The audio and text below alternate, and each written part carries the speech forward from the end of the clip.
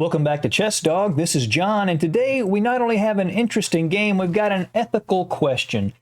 The name of the video is I Pretend to Be a Chess Beginner on the Botez Live channel, and it's Andrea Botez, and she's taking on, I guess you'd call him a hustler. I mean, he's not dishonest about his level, I don't think, but it's in Washington Square Park in New York City, and she goes up to him and she says, I'm just a beginner. I learned chess as part of a school project. And as they play each other, she says things like, I just memorized the first 10 moves, or my teacher told me I'm supposed to develop my knights before my bishops, etc. And then there's this guy playing her, and I guess he believes that she's telling him the truth. It's a pretty interesting game. Let's take a look.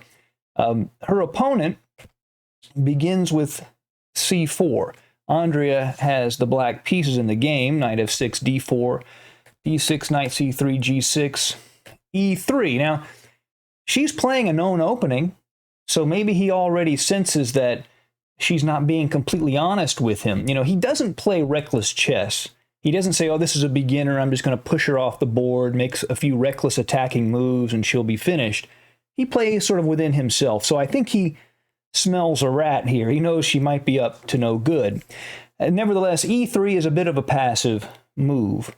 Acceptable, but passive. Bishop g7, bishop to d2. Now, this also is very passive. White should really be trying to play e4. In fact, white should already have played e4. At the very least, develop the knight on g1 to f3. Castles, bishop to d3, e5, bishop to c2. So he's made passive moves with his queen's bishop, and he's moved his light-squared bishop twice. Nevertheless, he's got the white pieces, and that allows you to be a little careless and still have a reasonable position, which he does. Knight c6, d5, knight to e7. So white is locked to the center. What that means is the central structure is fixed. So now we know what the basic plans are. White is going to play c4, c5. Black is going to play f5 and try to attack on the king side, white on the queen side. Knight g to e2, a5. This is an important move. It controls that c5 square, so white can't play the b pawn to b4 and control that square. What black wants to do is now play the knight at f6 to d7 and to c5. The knight's on a good square, and it slows down white's queen side play. Castles, knight d7, e4. White finally plays e4. Think of how much time he could have saved if he had just played that at the beginning of the game. We've transposed in sort of a standard King's Indian structure, except white is behind in tempos. He's wasted time, and black is doing well. Now, this player, this hustler, he's not a complete beginner at all. I mean, you get a sense he kind of knows what to do. He knows the structure. He knows what he's supposed to be doing. He's just kind of inefficient in the way he does it. And while they're playing, Andrea has a friend nearby talking about, this was part of the school project, wasn't it? And the friend says, oh, yeah, that's the school project, you know, playing the naive innocent the whole time while this guy is playing her. Plays the knight to c5, as we said. a3. So he understands that he's supposed to play b4 to kick out that knight and to play c5 later. f5, she plays her break. f3, now she goes ahead and plays f4. Now that locks the pawn structure. It shifts the key pawn break to this g4 square. So she's going to be attacking on the king's side. Now he should play b4 immediately. He should just immediately respond with b4. But instead, he plays rook to b1. Now, this is a very common mistake, particularly among good players, but not very advanced players. They sort of know what to do, but they're slow doing it. He thinks he has to prepare the b4 move.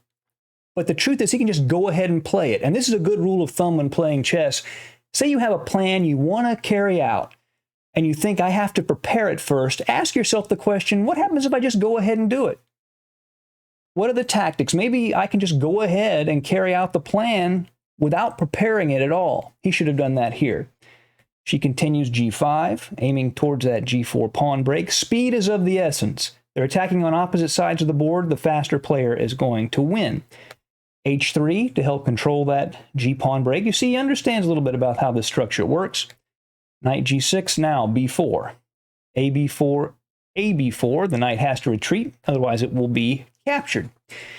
So not only, by playing rook to b1, not only is he a tempo behind, but black controls the a file. So he challenges that rook, but this is way too slow. Rook a1, queen takes a1. Not only has he wasted time, his queen is now far away from the king side, and his king is left bare for Andrea's attack.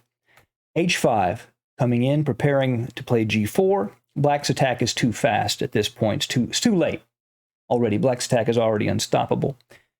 Bishop e1, g4, hg4, hg4. Bishop to f2, then g3. And the threat of queen to h4, h2 is basically decisive. There's nothing White can do at this point. He can give away some material to slow it down, but he can't stop it. Bishop e1, queen to h4. Threat is queen to h2 mate. So he takes on g3 just to slow it down. fg3. Now rook to d1, trying to give his king some room to run away. As this was a blitz game, I wouldn't expect Andrea, or maybe even a much higher titled player, to see this, but there's actually a forced mate right here. She played knight to f4. But the most, and that's winning too, of course. But the most accurate move is queen to h2 check, king to f1, rook takes f3 check. Now, if he took the rook, then queen to f2 would be mate. But after king to e1, queen to h1 check, king to d2, bishop to h6 check. You get one, you can block it once with the knight. Bishop takes, king e2, queen g2 check, king e1, queen to f2 mate was an actual forced mate that she had at this point. But she jumps in with knight to f4, wants to threaten the g2 pawn. Knight takes f4, ef4. Now that g3 pawn and that f4 pawn are very strong, and the bishop has got a nice long open diagonal now. King to f1, queen to h1 check. By the way, if you've gotten value from this video, be sure to like and subscribe if you haven't. King e2, queen g2 check, king d3, queen to f3 check, king to d2, and do you see the final move? Queen to e3 check. And when she played this move, which is checkmate, she acted like she wasn't sure. Oh, wait, your king has nowhere to go, does it? And I want you to do something for me. In the comments section of this video, tell me if you think Andrea Botez's tactics are ethical. Are you okay with it? I mean, as far as we know, there's no money on the line. It is a casual blitz game in a park.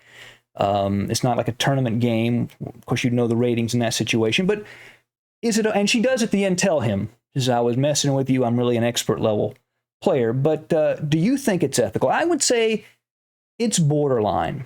And a lot of credit to her opponent. He never seemed fooled. He knew she was strong, but she was just the stronger player. That's why she won. It really wasn't because she tricked him.